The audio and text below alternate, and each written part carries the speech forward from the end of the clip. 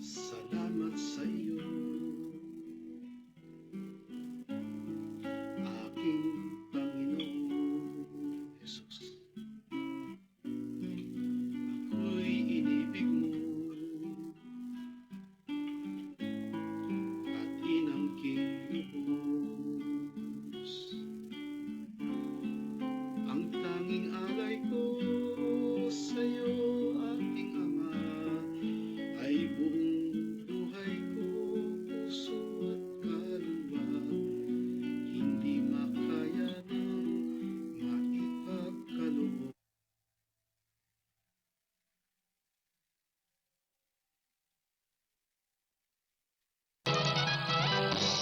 Narito ang himpilan ng TBS RMN News TV para magatid ng mga balita at impormasyon sa loob at labas ng ating bansa. Ito ay sumasahimpapawid Lunes hanggang Biyernes dito sa himpilan ng responsabling mga mamamayan. Kasado Broadcasting Service, kasapi ng The United Multimedia International Press Corps.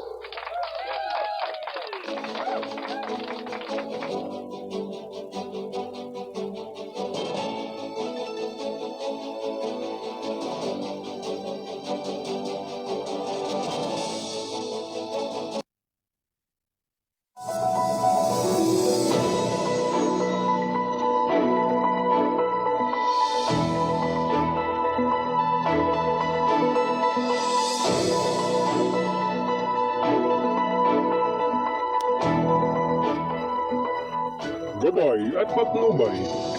Palatuntunan nagbibigay inspirasyon, tatalakay sa iba-ibang pangyayari sa loob at labas ng ating bansa. Gagabay sa mga taong nangailangan ng patnubay sa kanilang mga suliranin sa buhay.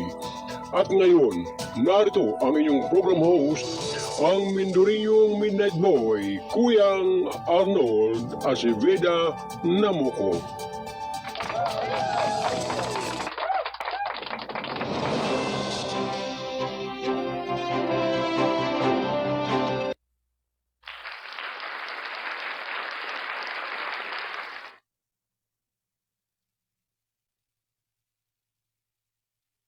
Isang minuto bago mag-ikawalo ng umaga.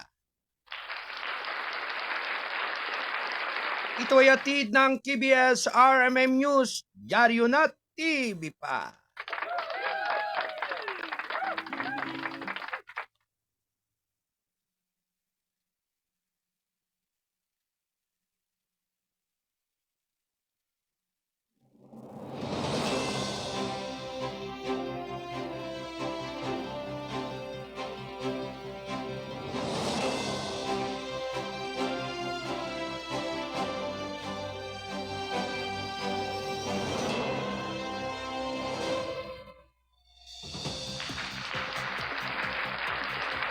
Okay, alright. Good morning, Pilipinas. Mapagpalang umaga po ngayong araw ng Biyernes.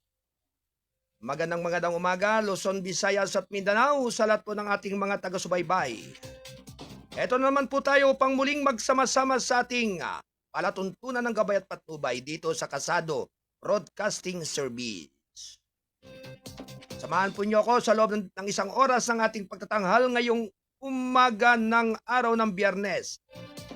At syempre ngayon po ay Biyernes, ay araw po ng Jesus Nazareno. Yan sa Katedral ng Quiapo. Kaya sa lahat po ng mga mananampalataya at lahat po ng mga panatiko, good luck po sa inyong lahat. At syempre ganun din po sa lahat ng ating mga kababayan na nagluluwas-luwasan po ng Quiapo Church. Kaya kaunting ingat po sa inyong paglalakbay at sa inyong pagbabiyahe. Yan. Bagamat ang inyo pong abang lingkod ay hindi naman po ninyo nakasama sa araw ng kahapon ay may malaga lamang pong inaasikaso ang team ng ating Balitang Kasado. At syempre sa pangunguna po ng ating masipag na publisher. Yan. At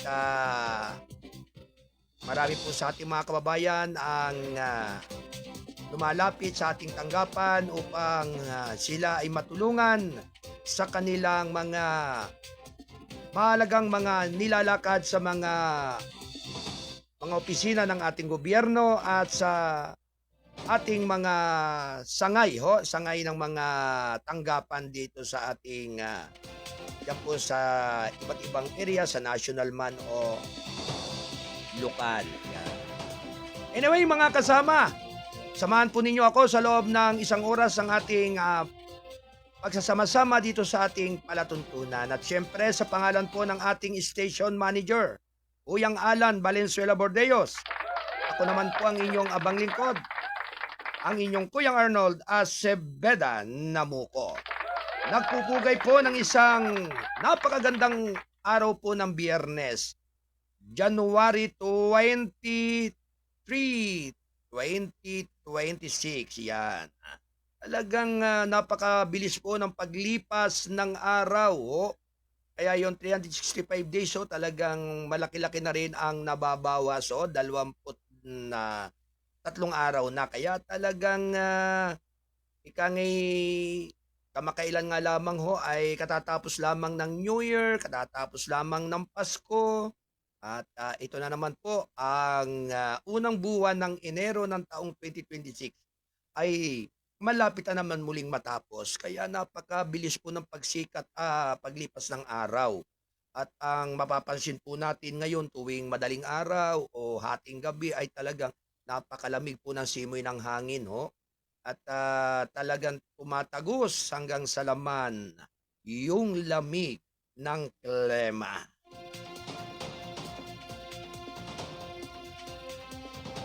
Okay mga kababayan, launching na po ang ating pagtatanghal ng ating palatuntunan. At syempre sa lahat po ng ating mga kasado patroller na naka-standby po sa iba't ibang area. Standby report mga kasado patroller. Syempre ang ating pong kasado patroller dyan sa National Capital Region, Kuyang Don Robert Ramiro. Maagang maaga pa talagang siya ay mayroon na agad ng lead ng report dito sa ating pagtatanghal. Yan. At siyempre, binabati po natin ng magandang umaga po si Sister Maribel Rimuyan at Sister Denya Gasek ng Oriental Mindoro.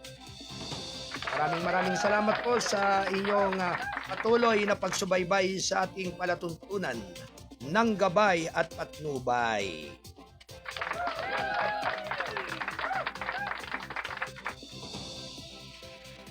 Anyway, mga minamahal nating mga kababayan,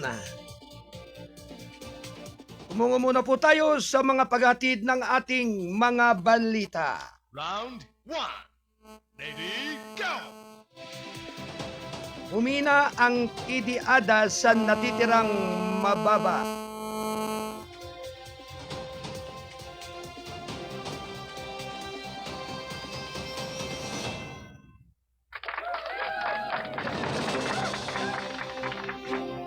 Ang tropical cyclone na Ada ay humina sa isang natitirang mababa, sinabi ng Weather Bureau kahapon na araw ng Miyerkules. Huling nasubaybayan ang low pressure area na ito na 1,285 kilometro silangan ng Central Luzon ayon sa alas 5 ng hapon bulletin ng Philippine Atmospheric Geophysical and Astronomical Service Administration.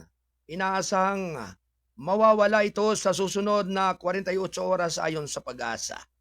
Samantala, sinabi ng Pag-asa na ang northwest monsoon ay patuloy na nagdadala ng malakas na hangin sa karamihan ng Luzon, Visayas, Caraga, Davao Region, Zamboanga Peninsula at mga lalawigan ng Camiguin, Misamis Oriental, Ranao del Norte, Basilan at Tawi-Tawi.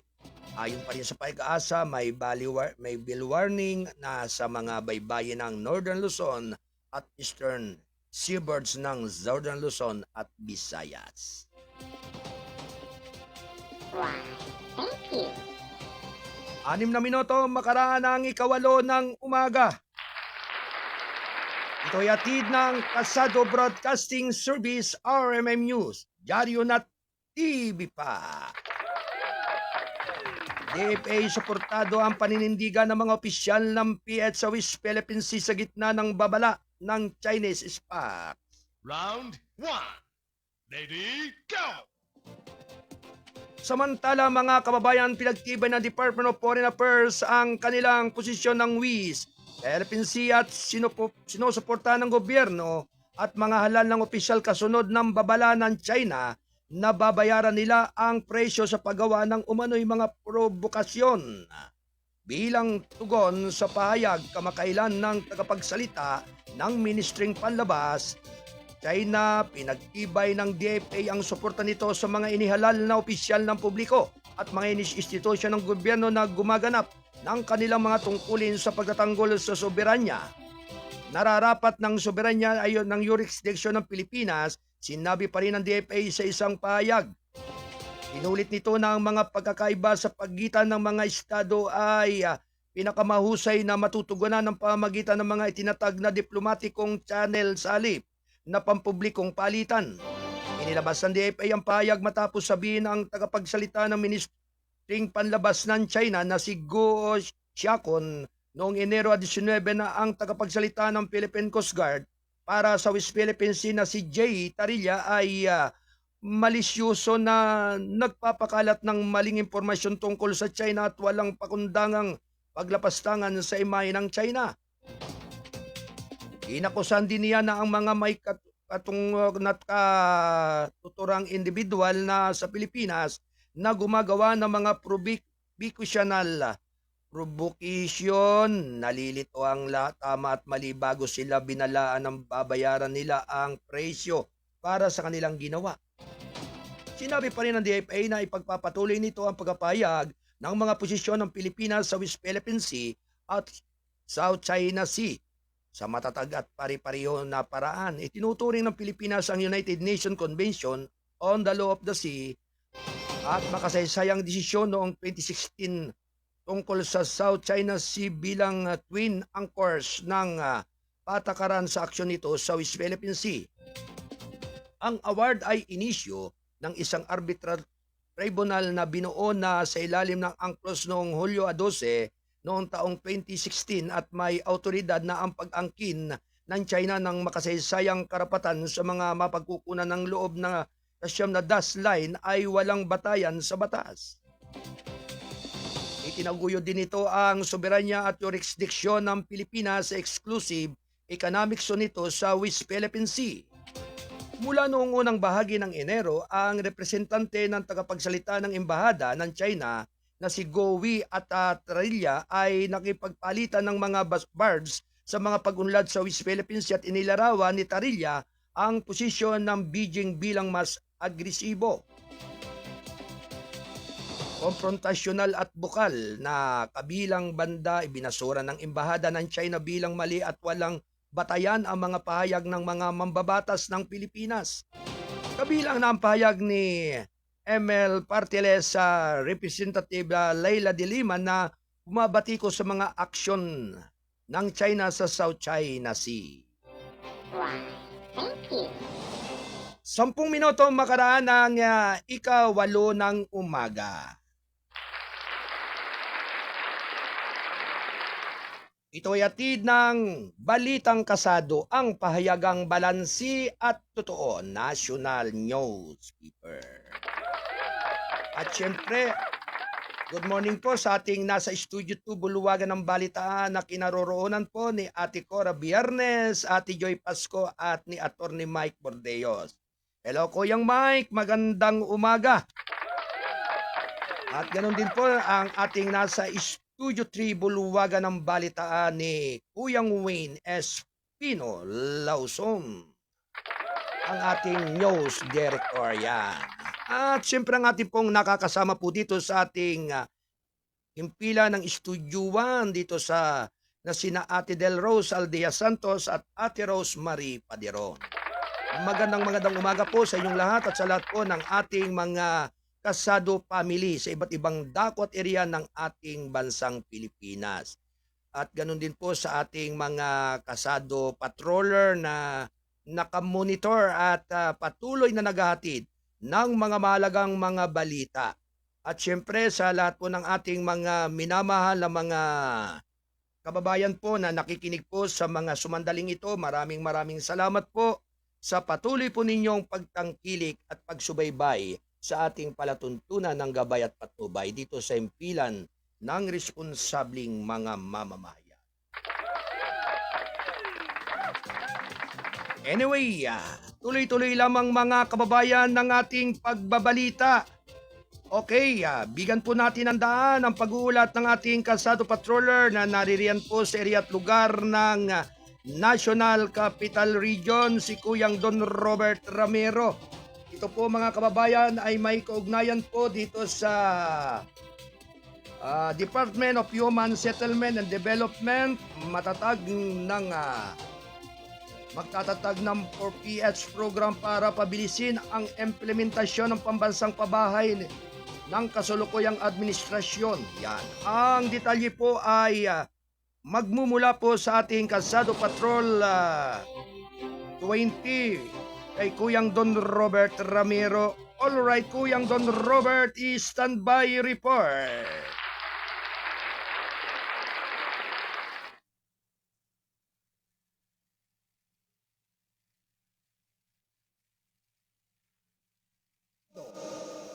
Patrol report. Alright mga kababayan, may pagulat ang ating Kalsado Patrol 20 mula naman po dyan sa area at lugar ng National Capital Region, si Kuyang Don Robert Ramiro upang ihayag po itong Department of Human Settlement and Development.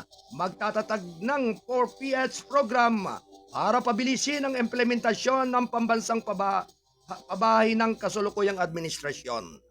Ang detalye po ay manggagaling po sa ating Patrol 20 ng National Capital Region, Kuyang Don Robert Ramiro. Alright, Kuyang Don, good morning! Good morning, maging sa ating mga taga-subaybay. Magtatatag ng express lane ang Department of Human Settlement and Development para pabilisin ang proseso ng socialized housing project sa ilalim ng Expanded 4PH program ng kasalukuyang administrasyon. Ayon kay DSUD Secretary Jose Ramon Aliling, ay nakipag-ugnayan na ang mga sinatawan ng ahensya sa iba't ibang government agencies para bigyan ng ang ahensya ng mga pulisiyang makapagpapabilis sa pag-aaproba at implementasyon ng mga proyekto, partikular ang pagproseso sa mga permits, certifications at licenses para sa proyektong pabahay ng mga socialized housing project. Mula sa National Capital Region, Patrol 20, Don Robert Ramiro nag-uulat para sa KBS RMM News. Diyan na, TV pa. Alright, maraming salamat sa pag-uulat ng ating Kalsado Patrol 20 ng National Capital Region, Kuyang Don Robert Ramiro. Thank you, Kuyang Don. 15 minuto, makalipas ang 8 ng umaga. Samantala mga kababayan, tuloy-tuloy lamang ang ating pagbabalita. Round 1. Lady, go! Samantala, wanted dating vice-alkalde ng bayan ng Kalinga patay sa engkwentro sa mga pulis.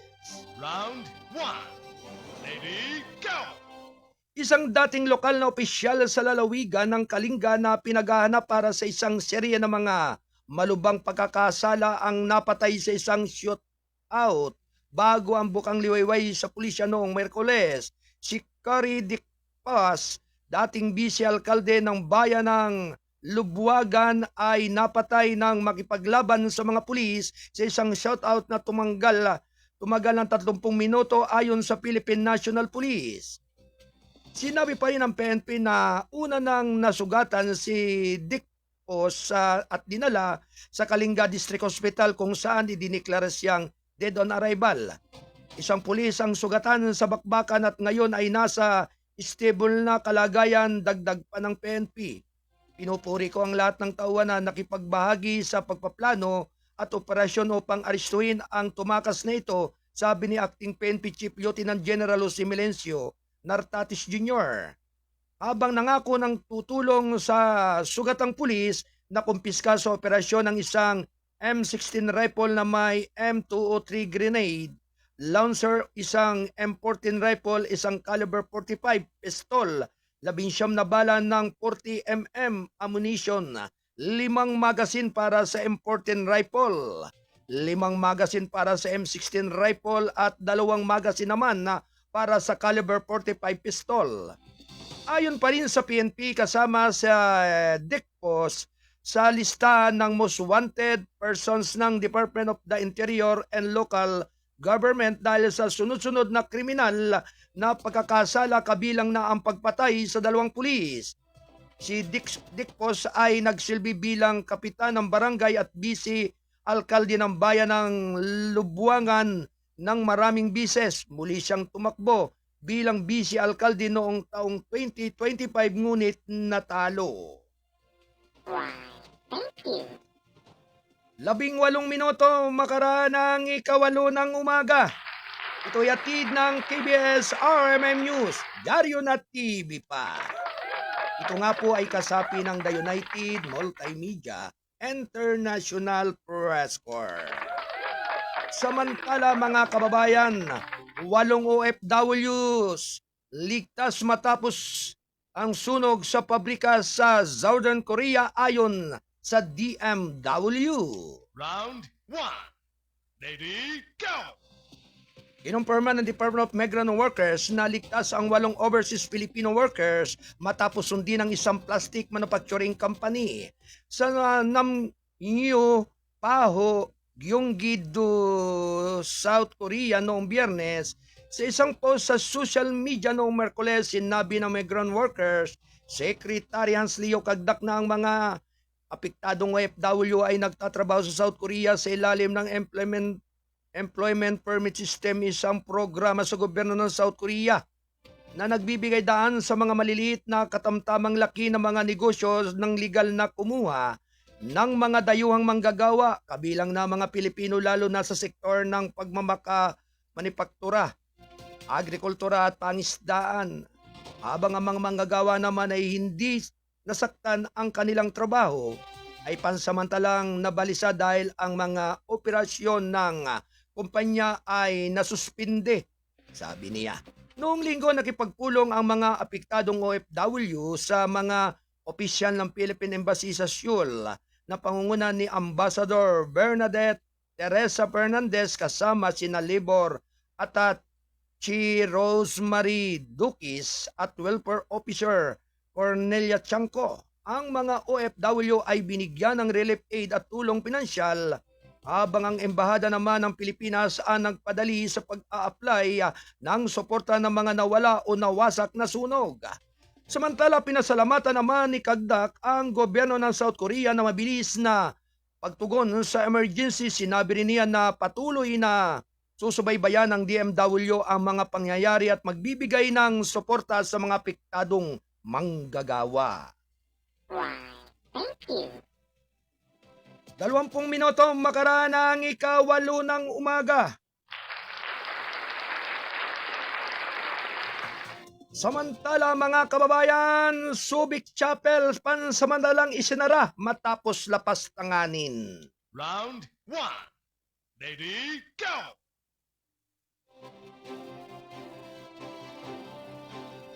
Pansamantalang isinara ang isang kapilya sa loob ng Subic Bay, Freeport Zone sa Zambales matapos itong ang pansamantalang pagsasara ay pinag-utos sa pamagitan ng isang kautusan na nilabas ni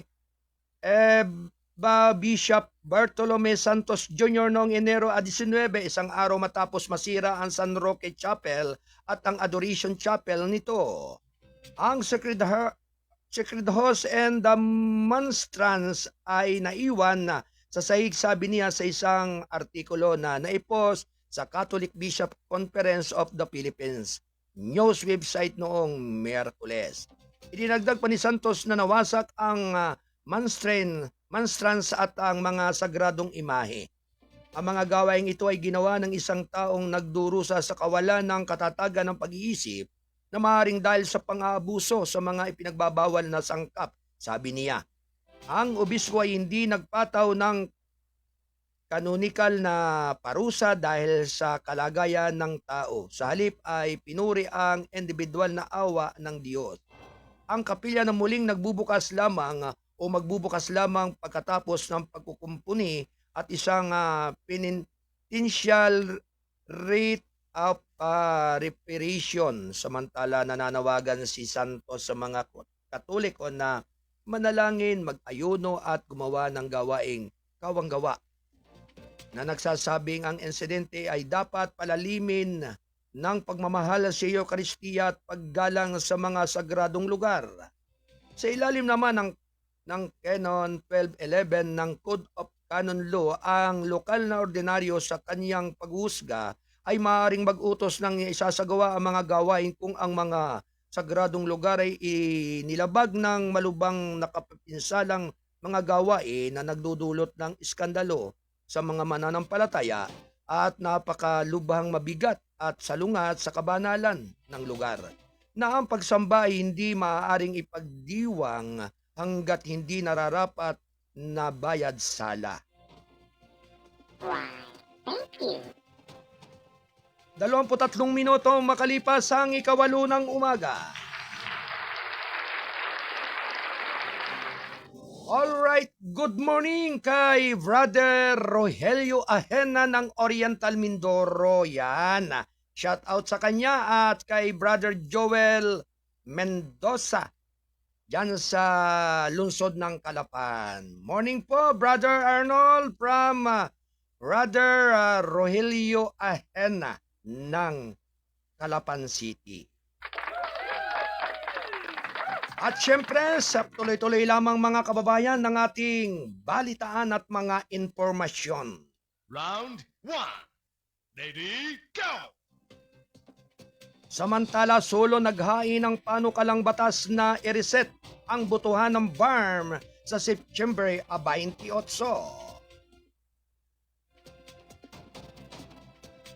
Samantala, mga kababayan, inihain ni Lanao del Sur 1st District Representative Saya Alonto Adjong nitong Miyerkules ang panukalang batas na i-reset ang kauna-unahang Bangsamoro, Tomos Region and Muslim Mindanao parliamentary election sa September 28 ngayong taong 2026. Sinabi ng chairman ng House Committee and Suffrage and Electoral Reforms na ang House Bill number 7236 ay nag-aambyenda sa Bangsamoro Organic Law upang punan ang legal na kakulangan na nililikha ng mga kamakailang desisyon ng Korte Suprema, kabilang ang pagbubukod ng sulo sa BARM at ang pagpapawalang bisa ng mga naunang batas sa restricting sa pagtugon sa kakulangan ng batas na ito. Tiniyak ng panukalang batas na ang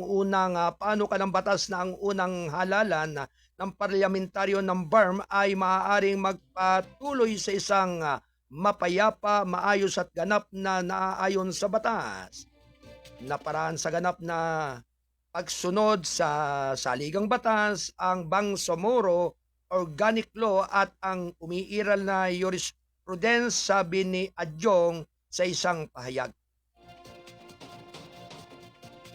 Kabilang sa mga pangunahing provision ng HB 7236 ang pagtatakda ng unang regular na halalan sa parlamentaryo ng BARM sa September 28 na may kasunod na halalan na nakasynchronize sa 2028 pambansang at lokal na butuhan at gaganapin tuwing 3 taon pagkatapos nito. Layunin din ng panukalang batas na payagan ang Bangsamoro Transition Authority na magpatuloy bilang pansamantalang pamahalaan hanggang sa maupo sa pwesto ang mga halal na kahalili gamit ang automatikong sistema ng halalan. Mula sa Mayo 12 noong taong 2025 pabansa at lokal na halalan. Para sa pagkakapare-pareho at integridad muling buksan ang panahon ng paghahain para sa mga sertipiko ng kandidatura at mga sektorial na pagpapakita ng intensyon upang matiyak ang mas malawak na pakikilahok at unang kumpirmahin ang pagiging karapat-dapat na butuhan batay sa pinakabagong listahan ng permanenteng pagkaparehistro at pagtatakda ng pag-aakalang katungkulan para sa mga nanalong kandidato sa Disyembre 1 sa ngayong taong 2026. Binigyan pa rin ng diin ni Adjong na ang panukalang ito ay naisinulat ni Lanao del Sur 2nd District Representative Yasser Alunto Balindong at nagtataguyod ng mga demokratikong prinsipyo at pangangalaga ang mga nakamit na prosesong pangkapayapaan ng Bangsamoro.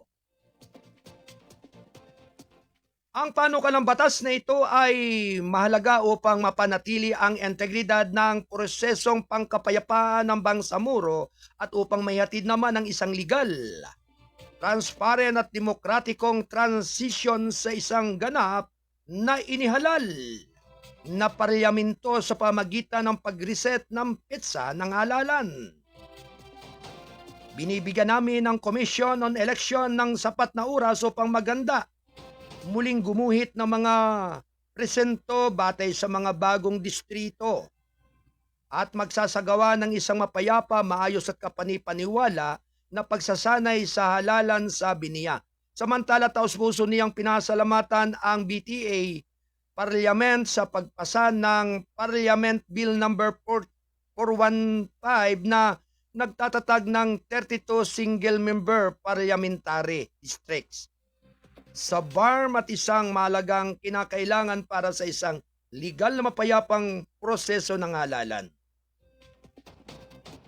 Sinabi pa rin ni Adjong na ang alokasyon ng 32 distrito, 9 sa Lanao del Sur, 5 naman sa Maguindanao del Norte at Maguindanao del Sur, 4 naman sa Basilan at Tawi-Tawi, 3 sa Cotabato City at 2 sa Special Geographic Area ay makakatulong na matiyak na ang bawat tinig ng Bangsamoro ay maririnig sa isang tunay na exclusive parliament. Thank you. 29 na minuto makalipas ang 8:08 ng umaga. Ito ay atid ng Balitang Kasado, ang pahayagang balansi at totoo. National Newskeeper. Tuloy-tuloy lamang mga minamahal kong mga kababayan ng ating balitaan. Round 1. Ready, go! Papro nagbigay ng 30 milyong pisong department projects sa mga lugar, development projects sa mga lugar na tinamaan ng kaguluhan sa Lanao Sur. Round 1. Ready, go! Samantala, sinabi ng Office of the Presidential Advisor na on Peace, Reconciliation and Unity nitong Miyerkules na ipinasana ng gobyerno ang itinatag na 30 milyong pisong halaga ng pamana. Infrastructure development projects na sa mga lugar na apektado ng kaguluhan sa Barangay Nusa, Balindong, Lanao del Sur. Sinabi ni APAPRO Secretary Carlito Galvez Jr. sa isang pahayag noong Miyerkules na ang mga proyektong ito ay naglalayong i-convert ang mga lokasyon na ito sa mga hub ng katatagan ng ekonomiya. Ang pamana o ang payapa at masaganang pamayanan ay ang flagship development program ng ahensya para sa mga lugar na apektado ng labanan.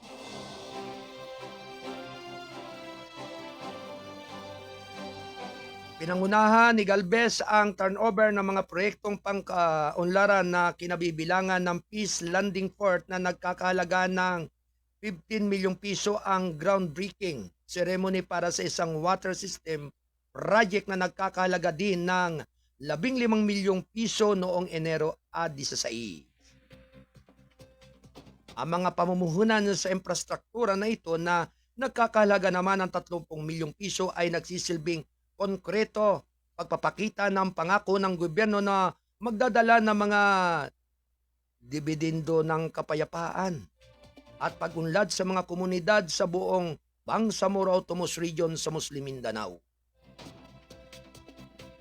Ang turnover ng Peace Landing Port dito sa Barangay Nusa ay nilinaw ng simbolo ng isang komunidad na patuloy na sumusulong sa Binigalbes. Sa loob naman ng maraming taon, sinabi niya na ang mga mangingisda ay naharap sa malakas na alon at hindi tiyak na kita, ngunit ang bagong pasilidad ay nagsisilbing gateway na mas malawak na merkado. Sinabi niya na ang sistema ng tubig ay kumakatawan sa buhay at dignidad na at tinitiyak na walang pamilya ang mapipilitang maglakad ng malayo para lamang makakuha ng malinis na tubig.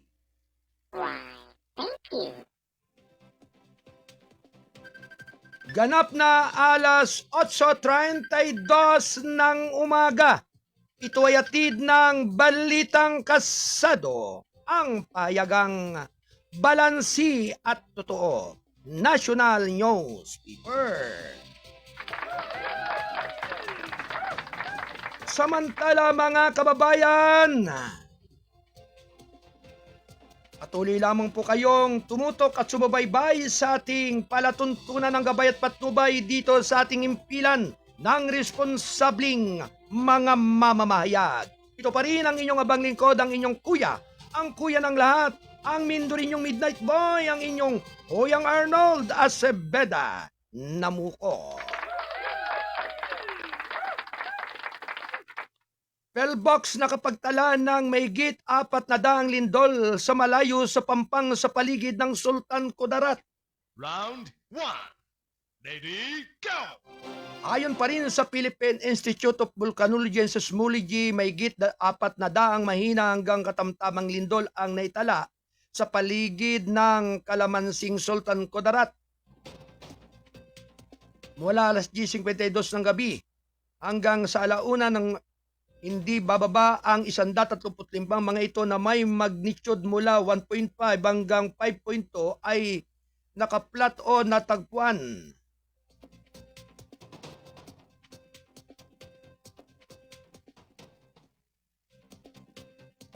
Sinabi pa rin ng Pellbox, 20 ang lindol ang naramdaman.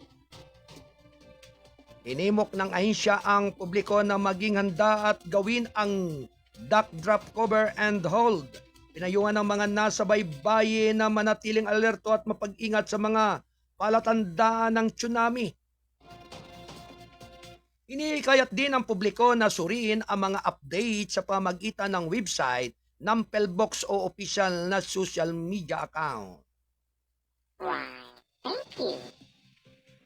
35 minuto makaraan ng ika-8 ng umaga. Samantala mga kababayan, Dison, sa mga bagong graduate magiging bahagi ng laban-laban na katiwalian sa DPWH. Round 1. Ready, go!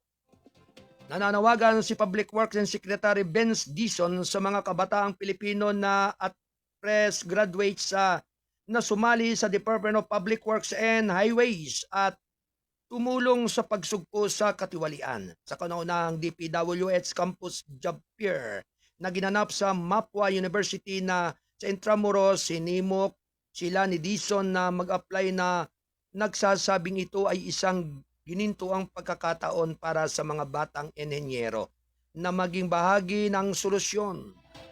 Dahil iyon ang kailangan namin ng mas maraming tao na sumali sa amin at subukang malutas ang lahat ng mga problemang ito, sabi niya.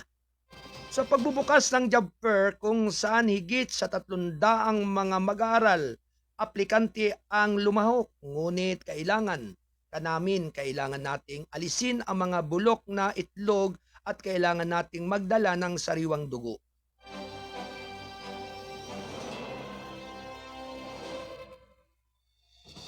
Layunin ng job fair na hikayatin ang mga kabataan na tumulong sa patuloy na pagbabago sa ahensya. Batay din sa direktiba ni Pangulong Ferdinand R. Marcos Jr. na linisin ang hanay ng departamento. Nauna rito ay natasa ng Pangulo ang DPWH na mag-recruit ng mga young professionals para punan ang 2,000 bakanting posisyon. Bukod sa Mapwa University, nakatakdang bumisita sa job fair ang iba pang mga paaralan sa Metro Manila tulad ng Ateneo de Manila University, University of Santo Tomas, De La Salle University, Polytechnic University of the Philippines at University of the Philippines. 37 minuto makaraan ng ganap na ikawalo ng umaga. Samantala mga kababayan, Saldico naghangad ng dialogo sa ombudsman ayon sa DILG. Round 1. Ready, go! Ayon kay Department of Interior and Local Government Secretary John Vic Remulla, nagpadala umano ng feelers ang tumakas na dating mambabatas na si Saldico na nagpapahayag ng kanyang intensyon na para sa isang dialogo. Ayon pa rin kay Department of the Interior and Local Government Secretary John Vic Remulla nitong na isang panayam sa Camp Crame, sinabi ni Remulla na nagpadala si Ko ng mga feelers kay Ombudsman Jesus Crispin Remulla sa pamagitan ng kanyang mga kontak sa mga pari. Nagpadala siya ng mga feelers sa pamagitan ng ilan sa mga pari na kilala niya. Iniling nila na makipag-ugnayan sa amin para magkaroon ng pag-uusapan. Hindi sa pamagitan ng akin, sa pamagitan ng ombudsman, sinabi pa rin ni Remulla, siyempre, hindi pa na-verify yan. Kaabot lang nila isang kaibigan ng isang kaibigan ang nag-abot, dagdag niya. Samantala, sinabi pa rin ni Remulla na bukas sila para sa isang dialogo sa Ko, maliban kung ito ay tungkol sa panunuhol. Yung gusto makipag-dialog, kakausapin namin yan, pero kung bribe ay huwag na. Naharap si Ko at ilang dating opisyal ng Department of Public Works and Highways sa Mimaropa sa kasong GRAP na may kaugnayan naman sa isang manumalyang flood control project na nagkakahalaga ng 289 milyong piso sa Nauhan, Oriental Mindoro. Samantala sa parehong panayam, inihayag din ni Remulla ang pag-aristo kay DPWH Engineer Emelita Huwat, isang kasamang akusado ni dating Senador Ramon Bong Revilla Jr. kaugnay ng umano'y Ghost Flood Control Project sa Bulacan. Si Huwat na naaresto sa Obando, Bulacan, ang huling akusado ni Revilla na nahulog sa kustodiya ng gobyerno. Kaya lahat sila ay accounted para sa nasabi ni Remulla, si Huwat ay dinala sa kustodiya ng Bulacan First Provincial Mobile Force Company para sa dokumentasyon ayon sa Police Regional Office 3. Pagkatapos ay humarap siya sa Sandigang Bayan noon Miyerkules na umaga para sa booking procedures at inutusan siyang ikulong sa Camp Karingal sa Quezon City.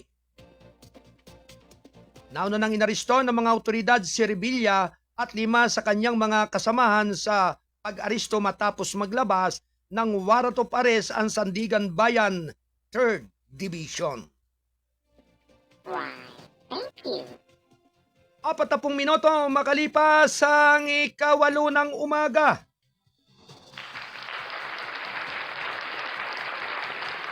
Hello, good morning po sa lahat po ng family makalalad po dyan sa barangay Tabon-Tabon, Baco Oriental, Mindoro. Condolence po sa yumaong Tita Tereseta Acebeda Makalalad.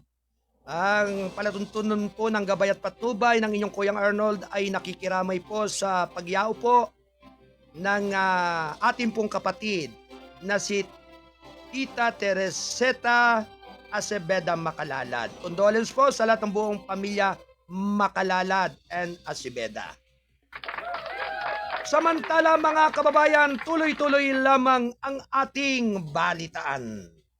Round 1. Ready, go! Samantala PBBM BSP Chief, tinalakay ang monetary policy growth outlook. Round 1. Ready, go! Alas 8:42 ng umaga.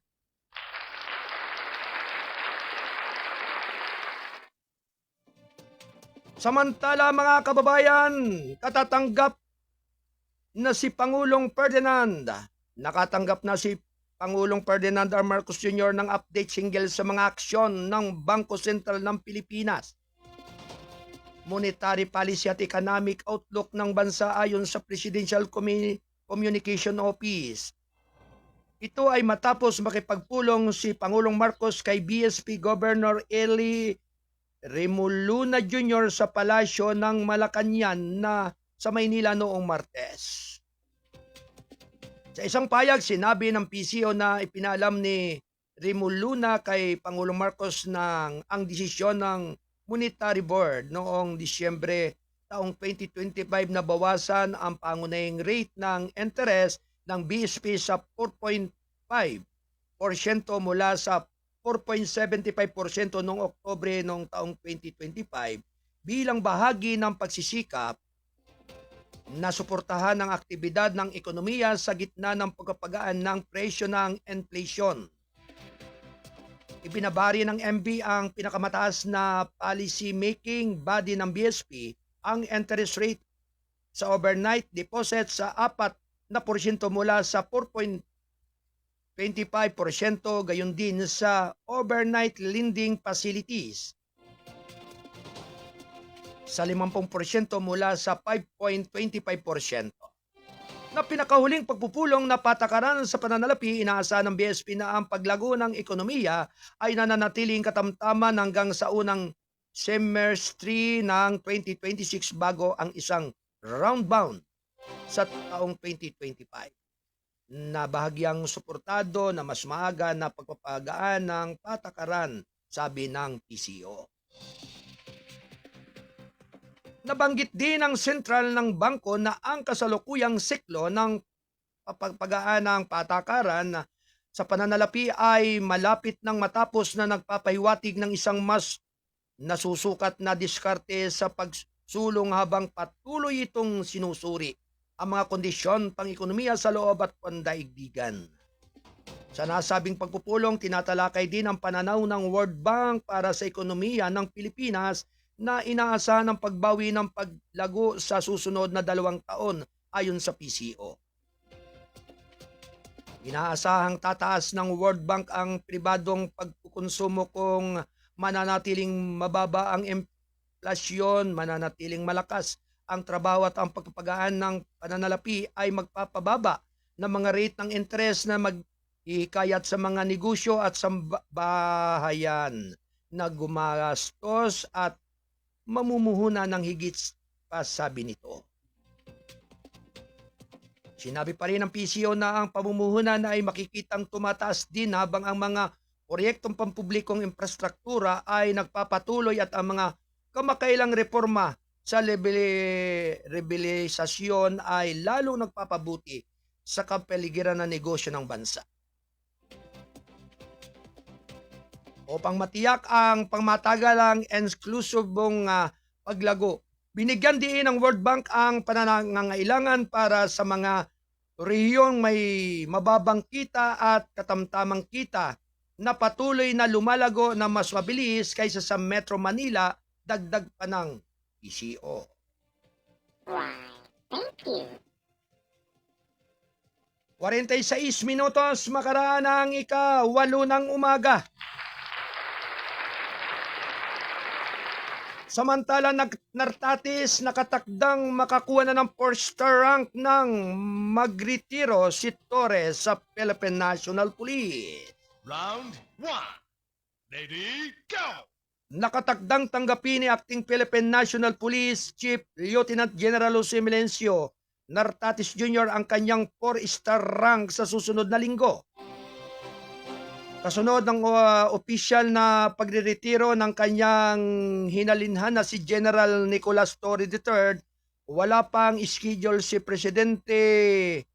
Ang Presidente, siya mismo ang magdodon siguro ng anytime next week may doning na siya at saka super turnover. Sinabi ni Department of Interior and Local Government Secretary John Beck Remulla sa mga reporter sa Camp Crame nitong Miyerkules na si Nartatis ay kasalukuyang isang 3-star general na may hawak na pinakamataas na posisyon ng pulisya sa isang kumikilos na kapasidad. Si Torre ay tinuturing na retirado na sa PNP matapos niyang tanggapin ang kanyang appointment bilang General Manager ng Metropolitan Manila Development Authority. Batay na rin sa General Orders ng PNP na may pitsang Enero 19 ngayong taong 2026. Si Torre ay tinuturing na optionally retired noong Disyembre 26, taong 2025 na binabanggit ang pag-approve ng National Police Commission bilang batayan sa pag-aproba handa ng maging full-fledged chief ng PNP si Nartatis kapag na-promote siya sa 4-star general. Isang opisyal lamang ang pinahintulutang umawak ng 4-star rank sa PNP. Si Torre ay itinalaga bilang hepe ng PNP noong Mayo ng nakaraang taon ng unang nagtapos ng PNP Academy na humawak ng pinakamataas na posisyon sa pulisya sa bansa. Siya ay ginawa noong Agosto dahil sa isang pagtatalo sa muling pagsasayos ng pwersa ng pulisya. Sinabi ni Remulla na iimbitahan nila si Torre sa turnover ceremony. Thank you. 48 minuto makalipas ang ganap na 8 ng umaga.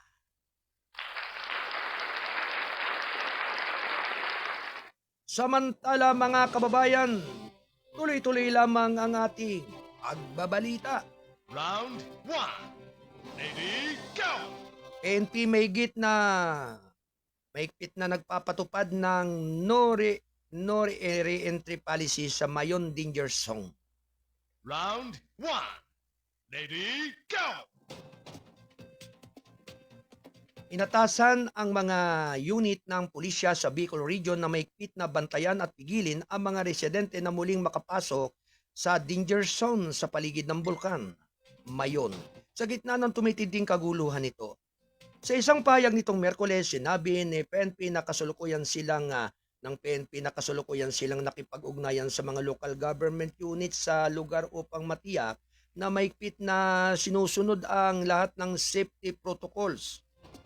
Ang aming mga tauhan sa Albay ay patuloy na nakikipag-ugnayan sa mga local government units sa mga usaping may kinalaman sa kaligtasan at tulong sa mga apektadong residente, sabi ni Acting PNP Chief Lieutenant General Jose Melencio Nartatis Jr. Sa kasalukuyan, ang aming focus ay upang mapanatili ang mga danger zone na hindi limitado sa mga residente at maging sa mga turista tulad ng payo ng aming mga volcanologists. Mananatili sa Alert Level 3 ang Bulkang Mayon matapos maitala ng Philippine Institute of Volcanology and Seismology ang patuloy na aktibidad ng bulkan sa nakalipas na 24 oras. Kabilang ang 83 volcanic earthquakes, 273 rockfall events, at 61 pyroclastic density current na may sulfur dioxide emissions sa 1,973 tonelada. Nananawagan kami sa lahat ng residente na sundin ang mga payo ng mga autoridad at lumayo sa 6 na kilometrong permanent danger zone, sabi ni Nartates.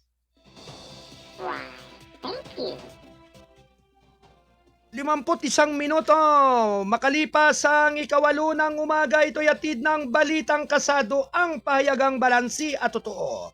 National Newspaper.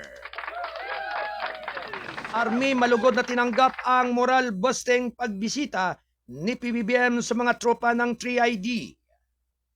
Round 1. Lady, go!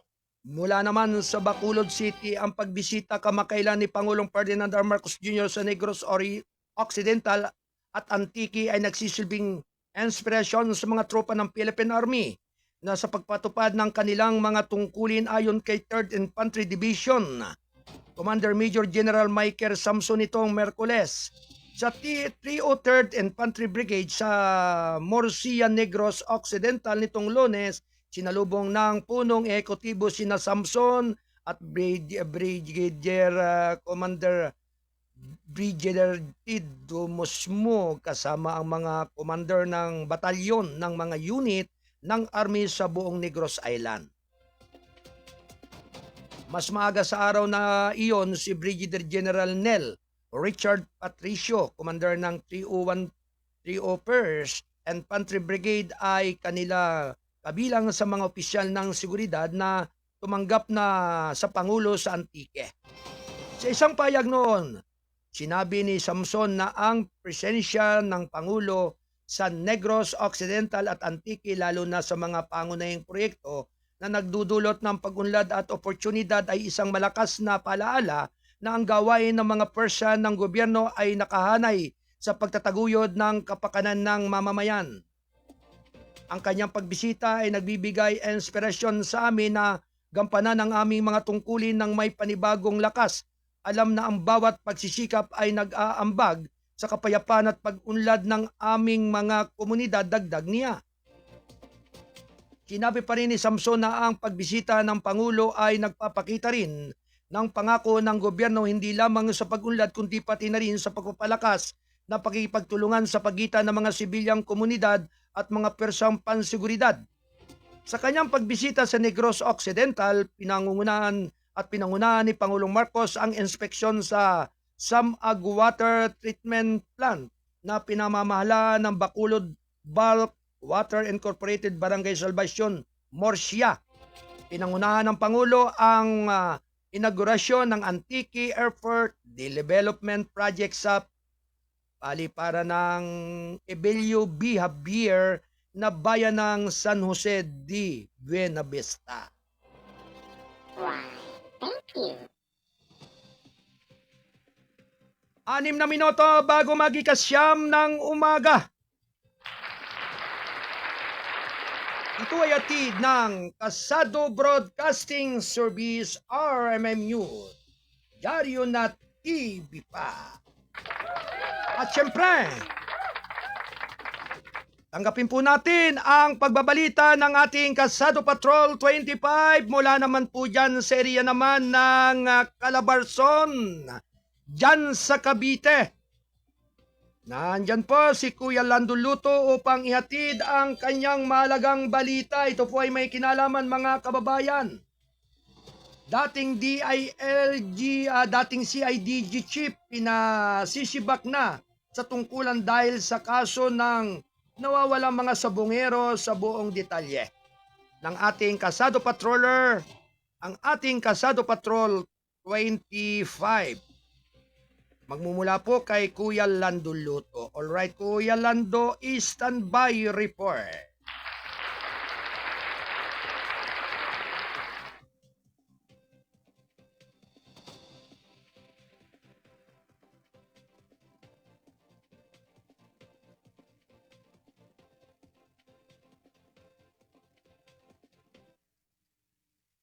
Kasado Patrol Report.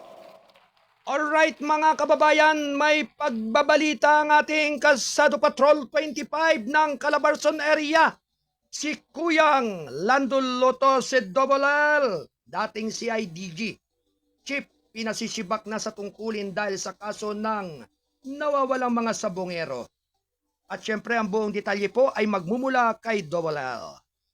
Alright, Kuyang Lando Luto. Alright, good morning. Yes, maraming salamat, Kuya Arnold. Good morning. Tama ka dyan. Pagka nagkataon ito, Kuya Arnold, ay masisibak sa tungkulin o sa serbisyo ang dating CID chief at sa kaso na ito sa mga nawawalang mga sabongero. Ito nga, Kuya Arnold, ay isang dati hipe ng Criminal Investigations and Detection Group, CIDG, na sa katawan ni Brigadier General Romeo Macapas, kaugnay ng patuloy na inimbestigahan sa kaso ng mga nawawalang sabongero. At ito nga, Kuya Arnold, pinasisibak na ng NAPOLCOM sa desisyon na binasa mismo kahapon ni NAPOLCOM Commissioner Attorney Rafael Vicente Calinisan na patunayan mano sa investigasyon ng ahensya na nagkasala si General Macapas ng grave conduct at conduct of unbecoming ang nabanggit na opisyal. Kasalukuyang Regional Director ng Regional Police Office 12 or SOCSA Gen, si General Macapas. At matatanda natin si Arnold, isinailalim si General Macapas sa 90 days sa preventive suspension noong Agosto 2025 last year sa parehong buwan. Then, nang unang paratangan din si General Macapas ng kapatid ni Julie Dondona Patinungan na si Eliakim Patinungan ng pagkikipagsabwatan di mano sa ilang mga pulis na sangkot sa kaso ng mga nawawalang sabongero. Inakusahan din ni Eliakim si General Macapas na tinago mano ang ilang mahalagang dokumento at ebidensya sa investigasyon. Ayon sa NAPOLCOM, nangyari ito noong July 2025 nakarang taon habang isinasagawa at repatriation ng magkapatid na patinungan mula sa bansang Cambodia. Noong panahon, si General Macapas ang hipe ng Criminal Group. Hulyo ng nakarang taon, din nang reassign si General Macapas bilang hipe ng Regional Office ng Regional Soc-Sargent or South Cotabato, Cotabato Province, Southern Kudarat at Sarangani at General Santos City. Ipapadala ng NAPOLCOM sa Pangulo ang rekomendasyon nito sa lalong madaling panahon.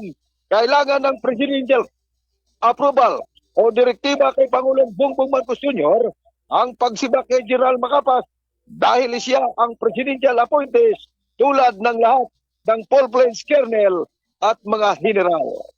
Binasa rin kahapon ng NAPOLCOM ang pinal na desisyon na patawan ng dismissal ang 11 pulis na iniugnay din sa mga kasong missing sabongero.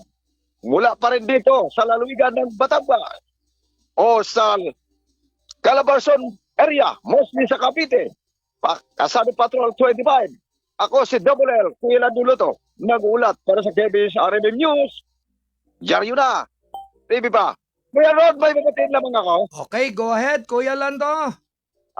Binabati ko at congratulations ang chairman ng Colegio de las Navas Colegio de las Navas dyan sa aming hometown, ang public affairs si Dr. Gregorio Greg Orsoleno. Maraming salamat, Kuya Greg Orsoleno. Back to you, Colonel. Maraming salamat at happy weekend. Alright, maraming salamat sa pag-uulat ng ating Kasado Patrol 25, Kuyang Lando Luto. Thank you, Kuya Lando. Impuntong ikasyam ng umaga.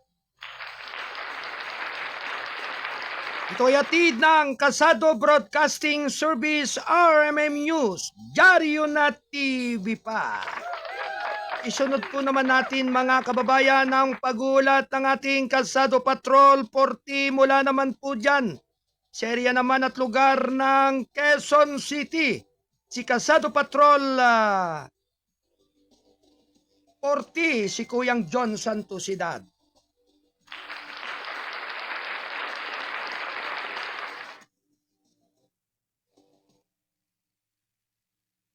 Kasado Patrol Report.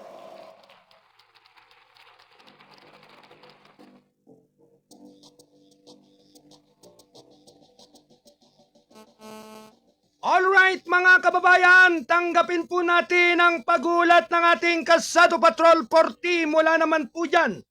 Serya naman at lugar ng Quezon City, si Kuyang John Santosidad. Ito po mga kababayan ay may kinalaman, 6 na lalaki.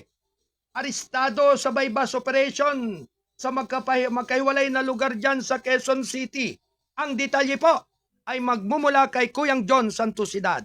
Alright, Kuyang John, iputok mo na yan. Good morning, Kuyang John.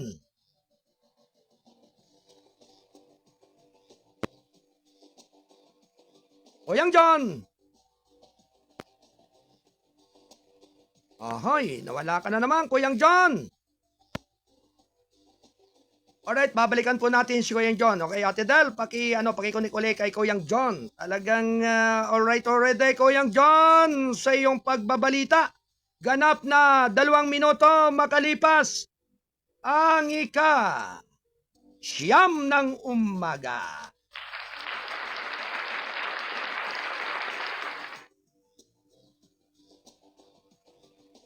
Tuloy-tuloy lamang ang ating pagbabalita. Round 1. Ready, go! Alright. Nandiyan na ba si Kuyang John? Okay, ito po ay may 6 na lalaki arestado sa bypass operation dyan sa magkahiwalay na lugar dyan sa Quezon City. Ang detalye ay magmumula kay Kuyang John Santosidad. Alright, Kuyang John, good morning.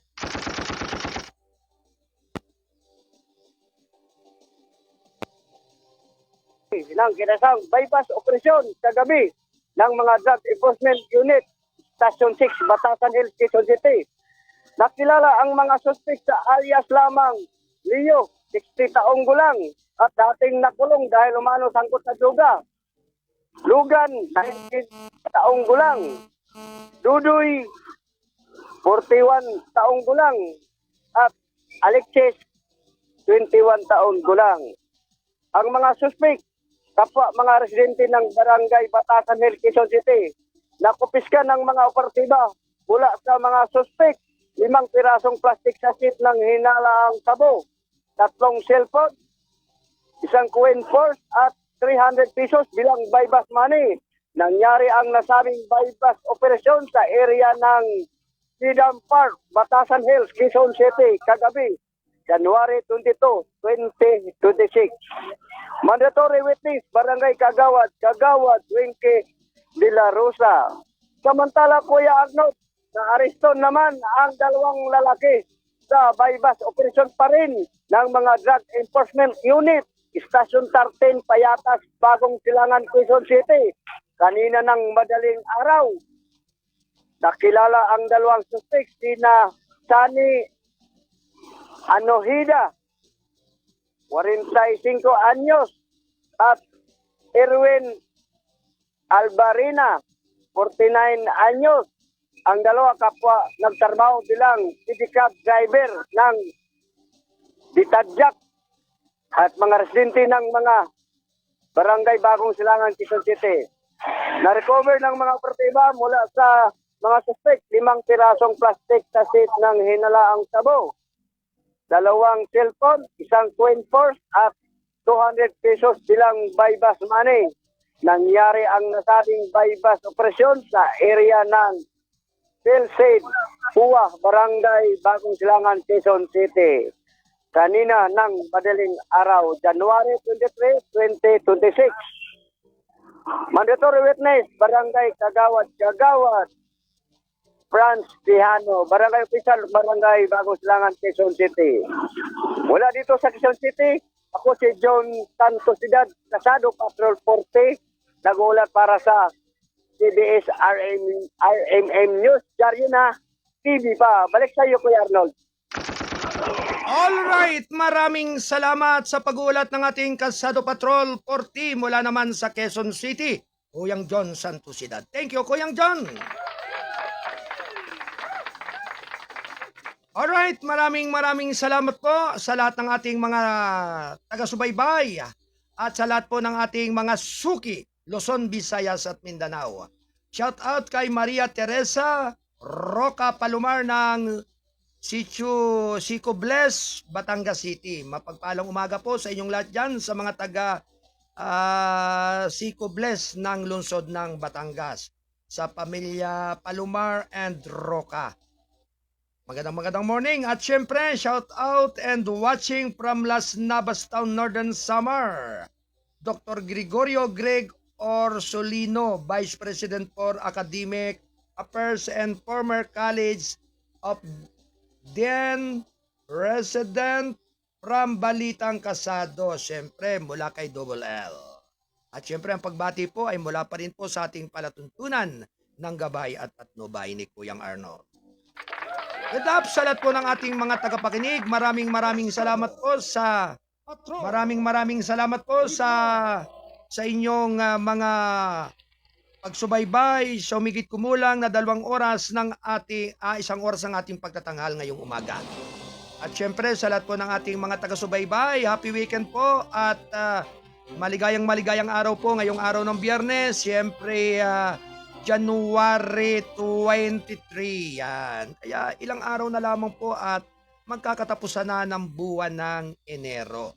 Kaya maraming salamat po sa lahat ng ating mga kababayan, sa lahat po ng ating mga sumubaybay at sa ating pong mga kasado patroller na ating pong nakasama sa ating pagbabalita ngayong umaga. Siyempre sa panguna po ni Kuyang Don Robert Ramero, ni Kuyang Lando Luto, Kuyang John Santosidad at marami pang iba.